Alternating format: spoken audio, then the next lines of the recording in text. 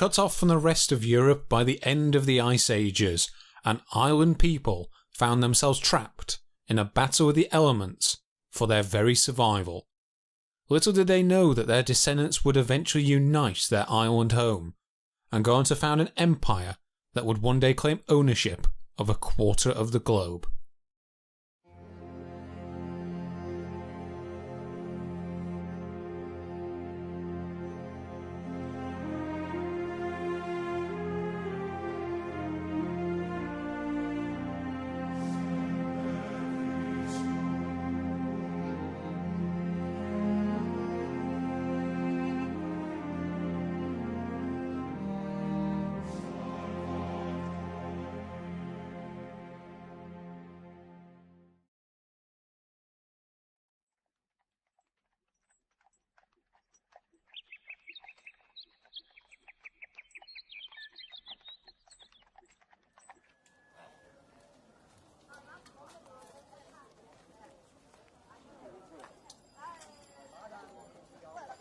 For centuries now, people both homegrown and abroad have been fascinated by the history of Britain.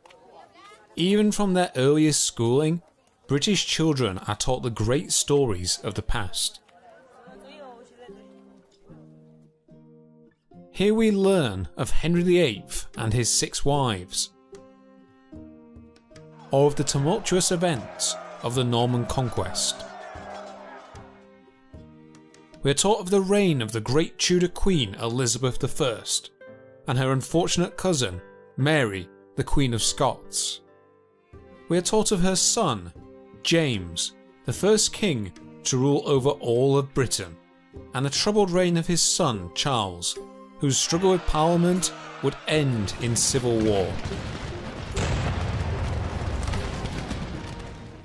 As adults, we can all remember the names of a king or queen or two, and the stories behind many of those men and women are as captivating now as they were in their day.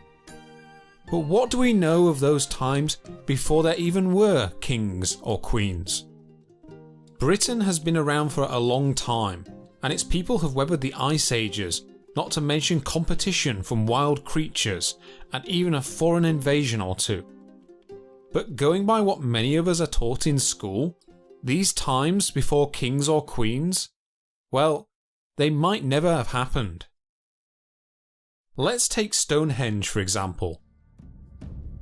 We've all heard about the Stone Age monument in some form, and a few of us might even have been to see it in person.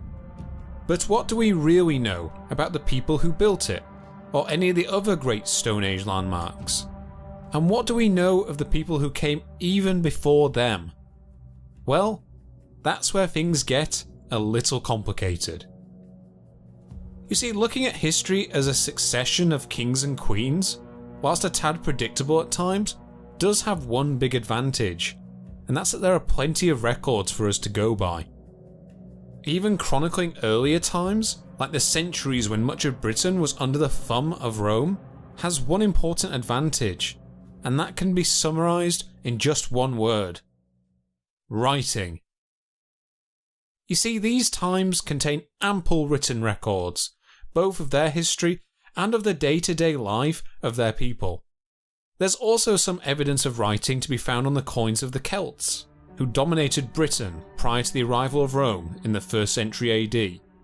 The accounts of their eventual conquerors allow us to reconstruct at least some picture of the lives of the people who lived in Britain at that time. But these surviving written records have something in common. They all date from just over the last 2,000 years.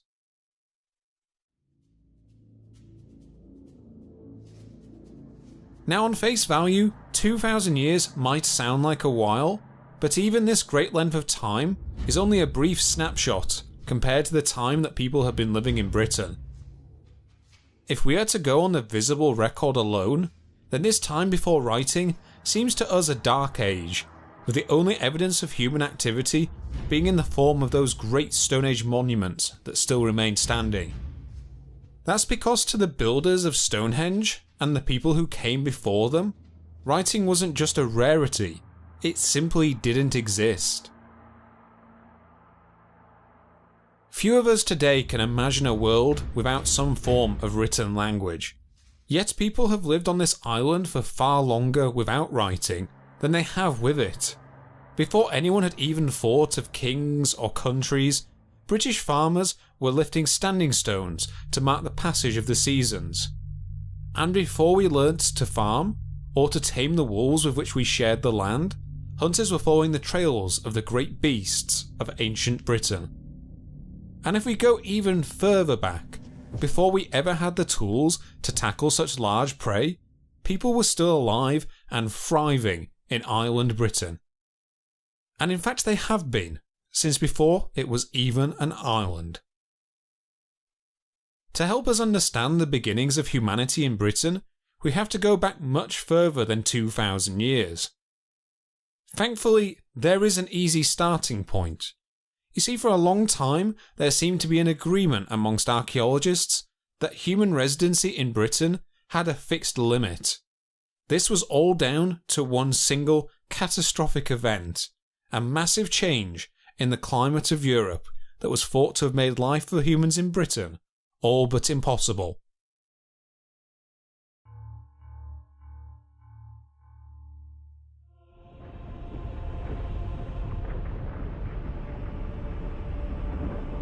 It was called the Anglian. 450,000 years ago, a massive ice advance rolled across the surface of Britain. It was so powerful that it reached as far as the Scilly Isles, and today its effects can still be seen in the layout of modern Britain. Take the River Thames for example. You might be surprised to know that this famous river once ran much further to the north before the Anglian intervened to shift its course. An extreme change for certain, but it could have been much worse. Other rivers, such as the Thames sister, the mighty Beitham, were destroyed completely by the advancing ice. The surrounding countryside would have felt the effects of its advance too, leaving much of Britain as an Arctic desert. Taken together, these effects of the Anglian would have been catastrophic for human life in Britain.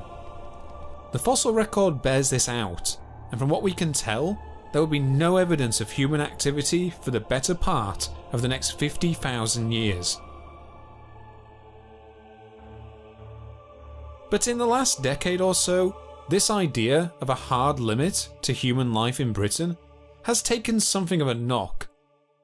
Since 2010, new finds along the coast of Britain have been emerging to challenge the theory, and from sites on the east coast, a very different vision of Britain's first arrivals has started to materialise. Here in Hapesburgh, archaeologists from University College London unearthed bones of large mammals dating back over 800,000 years. Among the fossils of bison, giant deer, rhinos, elephants, and even hippos, bones were found that bore the telltale marks of sharp stone tools. And when it comes to the source of these marks, there is only one obvious culprit. Stone tools found at nearby Pakefield only add to the evidence. For all we know, future discoveries might push this date back even further, but for the moment we can say with confidence that people were living in Britain almost 1 million years ago. But when we say people, what do we actually mean? Do we mean ourselves, the familiar people of modern Britain? Or do we perhaps mean an older species, of which we know far less? The former is unlikely. It wasn't just that Homo sapiens had yet to reach the coast of Britain, but to the best of our current knowledge, our own species wouldn't fully evolve for almost 500,000 years to come. Instead, the people living in Britain at this time were something quite different. For a start, they were shorter and more muscular than the average human of today. They also had heavier brows than us, along with smaller brain sizes and much stronger teeth. And from finds at places like Boxgrove in West Sussex, we know that they were capable of sophisticated toolmaking, including the crafting of elegant hand axes on a mass scale. And as far as we can tell, their name was Homo heidelbergensis.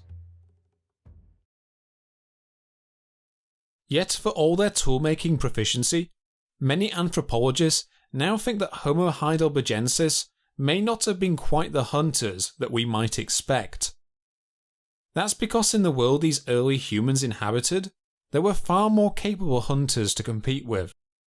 In addition to the giant deer, rhinos, and elephants that we mentioned before, Britain was home to predators you'd more expect to see in places like the grasslands of Africa. Lions, bears, hyena, and even saber-toothed cats. All of these could be found in early Britain. And for the moment, these early humans still lack the tools to give them an advantage over these more physically able predators.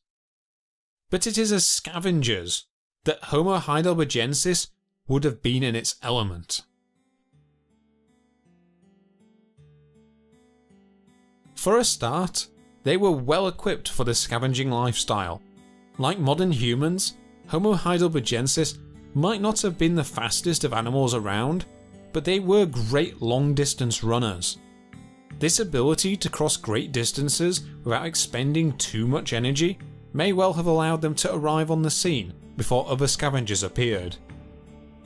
If they were lucky, they may have been able to make off with the carcass entirely. If not, then that's when their tools would have come into play.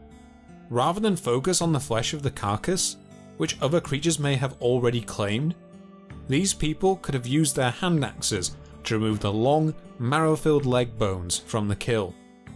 Their goal achieved, these early humans could have then retired to crack the bones with hammers and cleavers in a place of relative safety. Longer tools could then have been used to scrape out the nutritious marrow. These early pioneers might not have looked quite the same as modern humans, but the problems they faced would have been all too familiar. Direct evidence is difficult for us to come by, but against the advancing cold of the Anglian, they may well have taken to wearing scavenged hides to keep themselves warm. What we do know for certain, from charcoal unearthed at Boxgrove, is that they, and perhaps even earlier humans, had already discovered an important ally: fire. But even these innovations would have been as nothing against the might of the Anglian. As the temperatures fell, the people of Britain would have been forced to take the only option left to them. They emigrated. Now that option was available due to Britain's geography at the time. 450,000 years ago, France and Britain were still connected by a wide chalk land bridge. It is through this bridge that early humans likely made their first forays into Britain. And when the ice of the Anglian drove them from their homes, those who had survived would have migrated back across it into southern Europe. Of course, they wouldn't be gone forever. It took nearly 50,000 years, but eventually the ice receded, giving way first to forests, then wide, open grasslands. It seems likely that other animals returned first, and soon lions, ox, rhinos, elephants, and even macaque monkeys could be found roaming the plains of England. And only a short time after that, people were back and living in Britain. Except this time, they were a little different.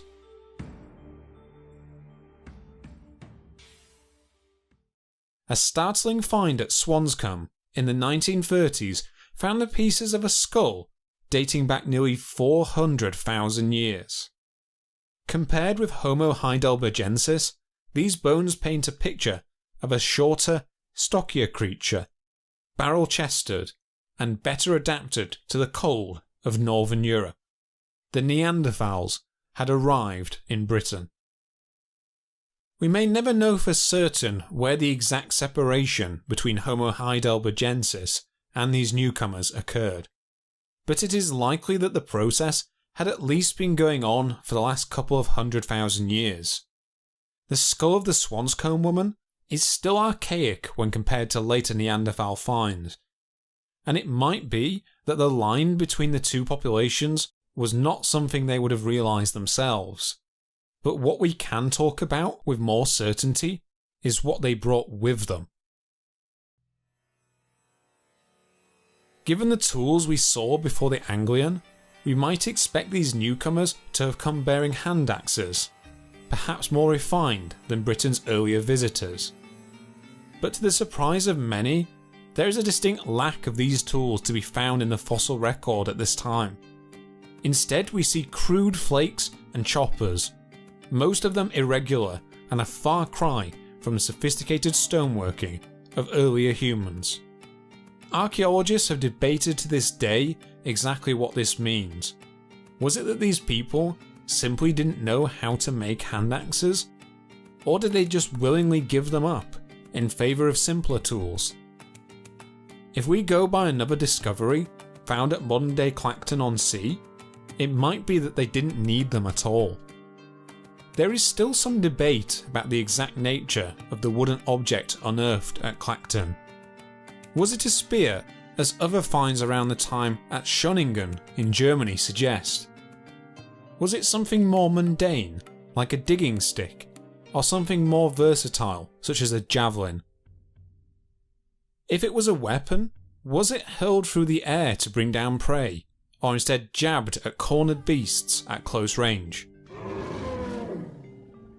Alas, we don't know, but we do know one thing. Woodworking had arrived in Britain. Unfortunately, the climate would once again intervene. After 30,000 years, the Hochsteinian interglacial came to an end, the ice advanced, and humans were forced out of Britain once again. So what do I mean when I say interglacial? Well, it might not be a surprise to learn that whilst the Anglian was an event of staggering intensity, it wasn't exactly unique. You see, over the last 2.5 million years, the world has fluctuated up and then down in temperature. The colder periods we label the Ice Ages, and the warmer ones the interglacials. Now, the reasons for these fluctuations are complicated. It's likely that factors such as changes in the Earth's orbit, along with changes in its plate tectonics and the composition of its atmosphere, all play a role. Whichever the culprit, this new ice age didn't last for long. Within 30,000 years, humans were back in Britain, along with the hand axes that they were missing before. But this time, they had another trick up their sleeves. With them, they carried prepared rock cores, a template from which they could quickly produce a wide variety of tools. This type of stoneworking is known as the Levallois technique. Not only did it make tools easier to craft, but they could be made as and when they were needed. This meant that it was no longer required for a person to carry a wide variety of tools on them at all times. Thanks to this new method, the first British multi-tools had arrived, and we can only imagine just how much easier it would have made life for these early humans. Over the next 100,000 years, the temperature of Britain would swing violently from one extreme to another. Time and time again, the advancing cold would drive the Neanderthals out, only for them to return quickly and with new tools at their disposal.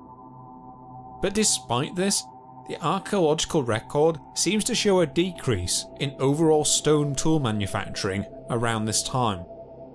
That doesn't automatically mean that there were less people in Britain, but even if people were still flourishing out of sight, changes in Britain's geography were about to make it a moot point. Roughly 240,000 years ago, the land bridge between France and Britain finally failed. It had likely already been breached some time before this, but the final collapse was remarkably sudden. During a severe glacial period, water from rivers such as the Thames or the German Rhine found itself trapped by the buildup of ice around the North Sea basin. Eventually this formed a large glacial lake, and over time, pressure built within it. Soon, it had only one way left to go.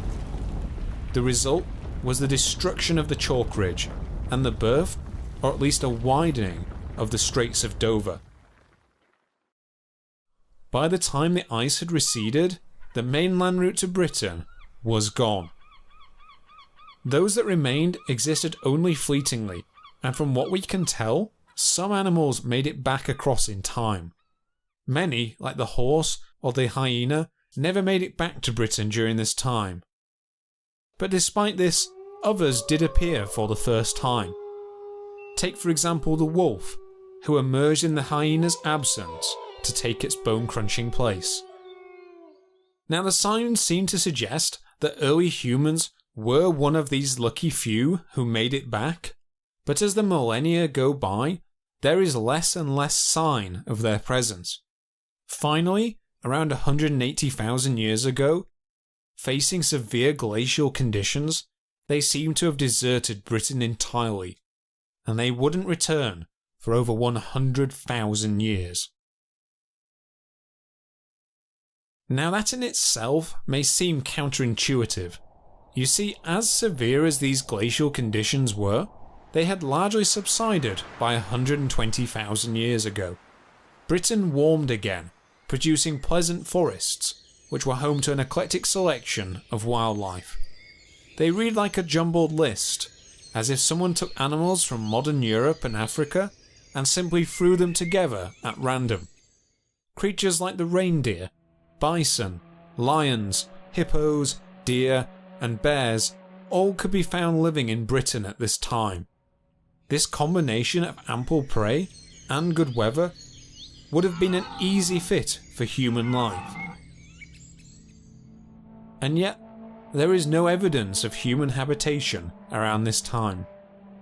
That's because whilst the ice might have retreated, it left behind a legacy that would deny humanity its return to Britain for the moment.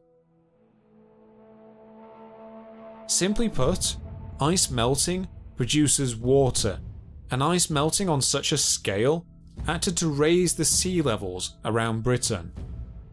Whilst other species may have simply swum across the straits, humans had no such luck. It took over 100,000 years for sea levels to fall far enough for the Neanderthals to return. Now, almost 70,000 years ago, they had changed once again. This time, they were indisputably hunters, crafted into predators over hundreds of millennia spent on the mammoth steppes of Europe. In the place of hand axes, they now carried stone-tipped spears, and it is likely that they acted as close-range or even ambush predators, thrusting or throwing their spears at their prey in the final moments of a hunt. And yet, by the time we rejoin these people, their doom was already on the horizon. During Britain's long abandonment, a new and more efficient predator had been evolving in the deserts of Africa. In the millennia ahead, these new creatures were destined to spread across Europe, and to see all other species of human lost to extinction. They were called Homo sapiens. They were us. Despite this, Neanderthals were back in Britain for the immediate future, and exactly how they returned is more interesting still. That's because the drop in sea levels that preceded their return didn't just let them back into ancient Britain. It also gave them an entirely new land in which to live. The remains of that land can still be seen today in the form of the Great North Sea sandbank of Dogger Bank. Hidden beneath the North Sea, we know that this place, Doggerland, once supported a thriving ecology all of its own. Within its hills and valleys, there would have roamed great herds of mammoth, woolly rhino, horse and reindeer, all prime prey for the Neanderthals. At the same time, it was a fragile environment, and one that could vanish quickly as the sea levels around it changed. But Britain was far from stable itself. While summer temperatures were still comparable to today, the winter months could see temperatures plummet to lower than -10 degrees Celsius. Worse still, this cold meant that there was little to nothing in the way of trees to be found on the steppes of Britain. Thick clothing could only have done so much to keep the cold at bay, and with wood in scarce supply, the inhabitants of these steppes would have had to resort to other sources of fuel, such as mammoth dung, in order to stay warm. Stone tools made a resurgence too, with flint hand axes coming back to the fore. But further to the north, a very different set of tools were emerging. We still don't know for certain if it was Neanderthals or simply modern humans that were the source of these tools. But either way, around 45,000 years ago, the people of Europe discovered that the strength and versatility of their tools would be greatly enhanced if only they combined their materials. The results of this were called the leaf point blades, long wooden spears tipped with thin flint blades. These new tools must have made their bearers the terror of the steppe, allowing them to tackle prey such as elk, rhino, and even the mighty mammoths. Alas, these new weapons came too late to save the Neanderthals. By 40,000 years ago, modern man, Homo sapiens, had finally arrived in Britain. And with us, we likely brought cultural practices unknown to the Neanderthals. Evidence of this in Britain is slim around this time, but we do know that practices such as cave painting, figurine carving, and even instrument making were alive and well elsewhere in Europe. So why don't we see evidence of these practices here in Britain? Well, that's because for more than the next 30,000 years, our island home would rarely be habitable. A lot of this is due to changes in our major source of warmth, the Gulf Stream. This warm current pulls water from North and Central America across the Atlantic, where it surrounds and warms the continent of Europe. It is this current that is responsible for the warm summers and relatively mild winters of modern Britain. But it hasn't always been this way. In fact, there have been multiple occasions over the last 100,000 years when the Gulf Stream has simply stopped working. And during those times, the prospects for life in Britain would have been dire indeed. Between 40 and 30,000 years ago, the Gulf Stream would turn on and off repeatedly, forcing our ancestors from their newfound home on a regular basis. When humans were able to return, they did so only briefly. On those rare occasions, it's only Homo sapiens that reappears, not the Neanderthals. And that's because by this point, they were extinct. We don't know exactly how they died out, but there are a few theories. The first is that they fell victim to the changing climates of Europe and the limitations of their own bodies. You see, whilst modern humans are quite capable of ranging over a large distance in order to gather foods, the squat frame of the Neanderthal would have limited the amount of territory that they could have covered. As temperatures in Europe fell, large prey would have become scarcer, and short-ranging hunters would naturally have had less success. In addition, some scholars have suggested that modern humans played a more direct part in the Neanderthals' extinction, either by wiping them out or by interbreeding with them until their populations were all but absorbed.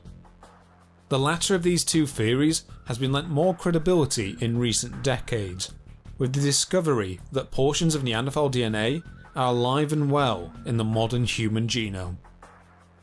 Either way, the Neanderthals were gone, and Homo sapiens was in Britain to stay. Well, eventually.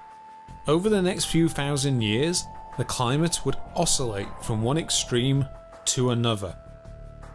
Any humans living in Britain were likely to have been seasonal visitors at best, arriving from Doggerland in the summer months, then retreating as the cold returned. But elsewhere in Europe, humans were continuing to develop. New tools and hunting strategies were slowly beginning to emerge. The use of new materials such as antler, bones, and ivory gave birth to lightweight spears, whose barbed tips could have been used against prey both at long and short range. Around the same time, the adoption of the atlati, a long hollow shaft with a cup-shaped end, would have vastly increased the range that a spear could have been thrown.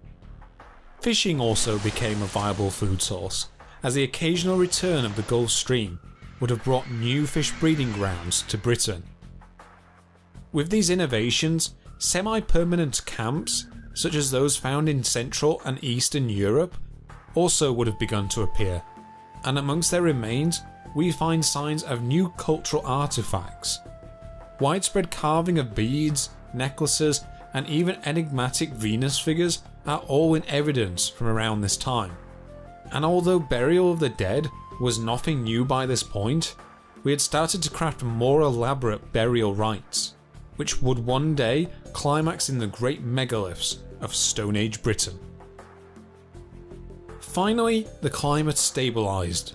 Around 12,000 years ago, the Gulf Stream returned for the last time, and since then, Britain's climate has reverted to the warmer temperatures we are familiar with today.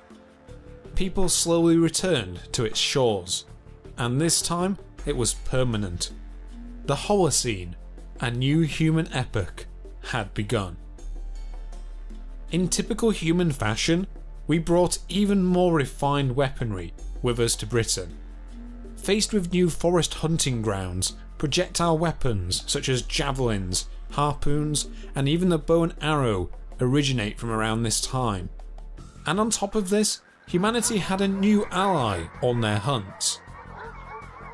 We don't know quite when humanity first started to domesticate wolves, but we do know that the process had been underway for thousands of years by the time the last big freeze ended. These early dogs would have formed useful partners for directing prey when hunting, and would also have been capable of transporting extra weaponry and equipment for their human masters over long distances. Early on, they may even have been considered an emergency source of food, but by 12,000 years ago, the relationship between humans and dogs had become so important that we'd even begun to ritually bury our fallen friends. So the human race was now in Britain to stay, and ahead of them lay thousands of years of history. In time, these people would turn away from their hunter lifestyle, settling down to farm the land. Newly reliant on the regular passage of the seasons, they would build great monuments to mark their passing, and through them claim portions of the land as their own.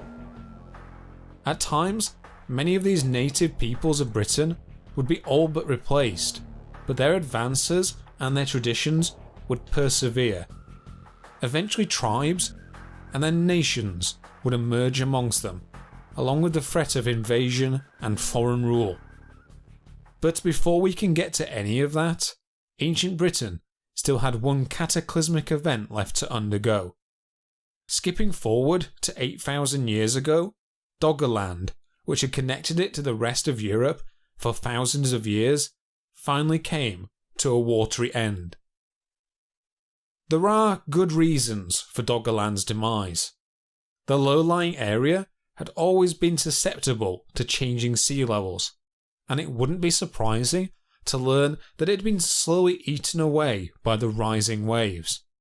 But most archaeologists think that Doggerland's end would have come suddenly, either in the form of a mega tsunami or the breaching of a massive glacial lake. The former of these two theories is the more popular, as we know that a landslide from around the same time off the coast of northern Norway would have sent giant waves surging across the surface of the North Sea. Doggerland, and whatever was left of its inhabitants, would simply have vanished beneath it. With that, Britain became an island, and it remains so to this day.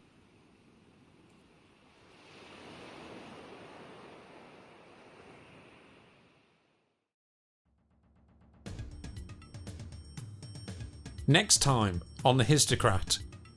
From Stone Age builders to Bronze Age warriors, we meet the people of Neolithic Britain.